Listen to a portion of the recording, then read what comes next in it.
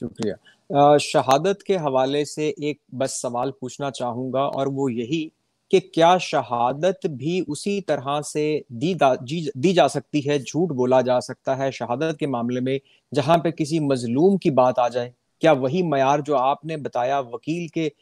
پیشے کے لیے، وہی معیار کو یہاں پہ بھی معیار بنایا جا سکتا ہے جھوٹ کا؟ دیکھیے، وہ ایک اصرار کی کیفیت ہے جس میں آدمی اپنے ضمیر کے لحاظ سے مطمئن ہوتا ہے کہ میں ایک مظلوم کو، جس کی جان کو خطرہ ہے، جس کے مال کو خطرہ ہے، بچانے کے لیے یہ کام کر رہا ہوں۔ تو امید کی جا سکتی ہے کہ اللہ کے یہاں معاف ہو جائے گا، لیکن یہ کہ اس سے یہ راستہ نہیں نکال لینا چاہیے کہ اب ہم ہر معاملے میں جھوٹ بولیں گے، چھوٹی چھوٹی چیزوں پر کسی کی جان، کسی کے مال، کسی کی آبرو کو شدید خطرے سے بچانے کے لیے جھوٹ بولنا حرام ہے، قطعی ناجائز ہے۔ تو حرام کے بارے میں اصول یہ ہے کہ استقرار ہی میں صرف وہ گوارا ہوتا ہے۔ جیسے اللہ تعالیٰ نے فرمایا ہے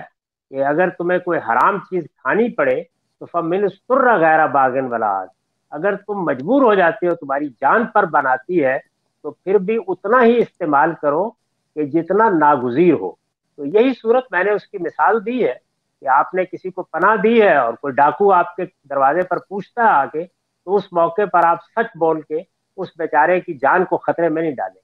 اس درجے کا اگر کوئی معاملہ ہے تو اس میں امید ہے کہ اللہ تعالیٰ معاف کرے۔ رامدی صاحب، اسلام کے اصولوں کی روشنی میں یہ بتائیے گا، کبھی کبھی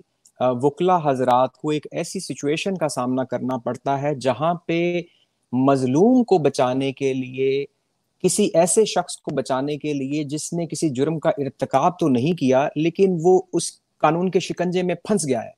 کیا ایسی صورتحال میں جھوٹ کا سہارا لے کے میں اپنے موکل کو بچانے کی کوشش کر سکتا ہوں؟ اگر آپ کو 100% یقین ہے کہ یہ آدمی سچا ہے کہ آپ اپنے دروازے پر کھڑے ہیں اور کوئی آدمی یا کوئی عورت بھاگتی ہوئی آ رہی ہے اور وہ آپ سے کہتی ہے کہ میرے پیچھے ڈاکو لگے ہوئے ہیں یا مجھے کوئی شخص ریپ کرنا چاہتا ہے، تو آپ اسے اپنے گھر میں چھپا لیتے ہیں اور کہہ دیتے ہیں کہ وہ میرے گھر میں نہیں ہے۔ اس طرح کے موقعوں پر یہی ہونا چاہیے۔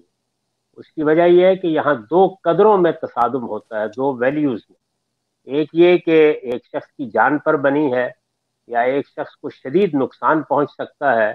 اور دوسری جانب آپ نے جھوٹ بولنا ہے۔ جھوٹ جھوٹ ہی رہے گا، وہ سچ نہیں ہو جائے گا۔ لیکن جب ان دو قدروں میں تصادم ہو کہ ایک طرف دوسرے کی جان، مال یا آبرو کو خطرہ لاحق ہے اور دوسری جانب آپ کو جھوٹ بولنا پڑتا ہے، تو پھر آپ وہ جھوٹ بول سکتے ہیں۔